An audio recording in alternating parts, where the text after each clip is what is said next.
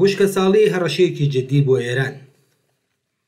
ئێران ڕوبەڕۆی قەیرانی کەم ئاوی و وشکە ساڵی بۆتەوە. ئەم گرفتە هەڕەشە لە ژیانی ملیۆنها کەس دەکات و سەرچاوە سروشتیەکانی وڵاتی خستووەتە مەترسیەوە. بەڕێوەبردنی نادروست و ناکارامەیی حکوومەت لە ساڵانی ڕابردوودا بووەتە هۆی ئەوەی کە ئەم قەیرانە خراپتر ببێت و چارەسەری کاریگەر بۆی نەخرێتە بواری جێبەجێکردنەوە. وشکە ساڵی لە ئێران چیتر کێشەیەکی کاتی نییە، بەڵکو بۆتە دۆخێکی بەردەوام.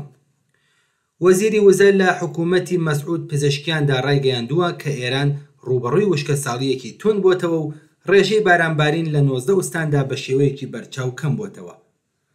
ئوستانەکانی وەک مازەندەران، فارس، ئیسفەهان، خوزستان، هەمەدان، کرمان، سیستان و بەلوچستان، خوراسانی ڕەزەوی، هورمزگان و یەزد ئێستا لە دۆخی تونترین قەیرانی ئاویدا دەژین.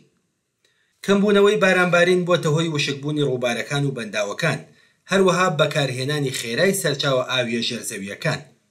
بۆ نمونە زایەندەڕوود کە یەکێک لە گرنگترین ڕووبارەکانی ئێرانە بە تەواوی وشک بووە. بەنداوی کەرەج کە ئەرکی دابینکردنی ئاوی خواردنەوەی تاران لە ئەستۆیدایە تەنها 6% توانای خۆی پاراستووە. بەنداوی لار هیچ ئاوێکی تێدا نەماوە و بەنداوی زایەندەڕوود 89% توانای خۆی لەدەستداوە. نیوەی پاشەکەوتی بەنداوەکانی ئەم ئوستانە بەتاڵە. دەریاچەی ورمێ و تاڵاوەکانی تریش وشک بوون کە ئەمەش دەرخەری خراپی دۆخەکەیە.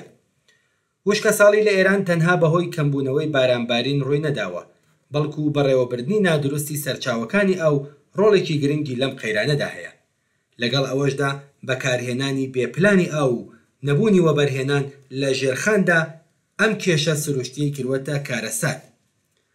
نزیکەی 80% سەرچاوە ئاویە ژێرزەویەکانی ئێران بەکارهێنراون و سفرەکانی ئاوی ژێرزەوی چیتر دەرفەتی بوژانەوەیان نییە. عیزەتوڵا ڕەیسی ئەردەکانی مامۆستای زانکۆی شیراز دەڵێت بەرداشتی هاوسەنگی ئاو و بوژاندنەوەی ئەم سفرانە دەتوانێت ڕێگە چارەیەکی کاریگەر بێت، بەڵام حکوومەت لە جێبەجێکردنی ئەم استراتێژیەدا سەرکەوتوو نەبووە. حکوومەتی ئێران سەرەڕای ئاگادارکردنەوە بەردەوامەکانی پسپۆران نەیتوانیوە ئەم ڕەوتە ڕاگرێت. ئامارە فەرمیەکان نیشاندەری بێڕێخستنی و ناکارامەییە. وشکە ساڵی تەنها کێشەیەکی ژینگەی نییە، بەڵکو ژیانی خەڵکیشی بەرەو لە ناوچوون بردووە. جوتیاران لە ئوستانە جیاوازەکان چیتر ناتوانن زەویەکانیان ئاودێری بکەن، ئەمەش کۆچی بەرەو شارەکانی زیاد کردووە. لە تاران کەمبوونەوەی قەبارەی ئاوی بەنداوەکان نیگەرانی دەربارەی دابینکردنی ئاوی خواردنەوە دروست کردووە. بێهزادی پارسا بەڕێوەبەری گشتی کۆمپانیای ئاوی ناوچەیی تاران ڕایگەیاندووە ئەم کەمبوونەوەیە زۆر جددیە. مێهدی زارع مامۆستای پەیمانگای بۆ مەلەرزەناسی ئاگاداری داوە کە ئەلبورزی باشوور لەوانەیە ببێتە ناوچەیەکی نیمچەوەشت. ئەمەش بەو مانایەیە کە تەنانەت ئەو ناوچانەی کە پێشتر پڕ ئاو بوون ئێستا لە مەترسی وشکبووندان. لەلایەکی ترەوە وشبوونی تاڵاوەکان و گۆلەکان بۆتە هۆی زیادبوونی تۆز و گرد و پیسبوونی هەوا و هەڕەشە لە تەندروستی خەڵک دەکات. دەسەڵاتی ئێران لە بەڕێوەبردنی ئەم قەیرانەدا ئەدای لاوازی هەبووە. ناکارامەیی لە پلاندانان، جێبەجێکردن و چاودێریکردن بووەتە هۆی ئەوەی کە ئەم استراتێژیانە بە ئەنجام نەگەن.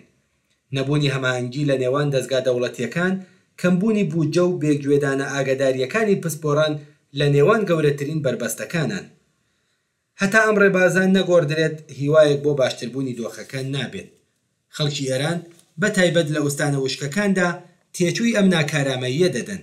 وشکە ساڵی نەک تەنها سروش لە ناوەبات، بەڵکو داهاتووی وڵاتیش دەخاتە مەترسیەوە. وشکە ساڵی لە ئێران قەیرانێکی جددیە کە لە تێکەڵبوونی کەم ئاوی سروشتی و ناکارامەیی حکوومەتەوە سەرچاوی گرتووە. ڕووبارەکان و بەنداوەکان وشک بوون، سەرچاوە ژێرزەویەکان بەرەو تەواوبوون دەچن و ژیانی خەڵک لە مەترسیدایە. ئەم قەیرانە ڕۆژ بە ڕۆژ خراپتر دەبێت. خەڵکی ئێران شایەنی بەڕێوەبردنێکی کاراترن تا لەم هەڕەشە گەورەیە ڕزگاریان بێت.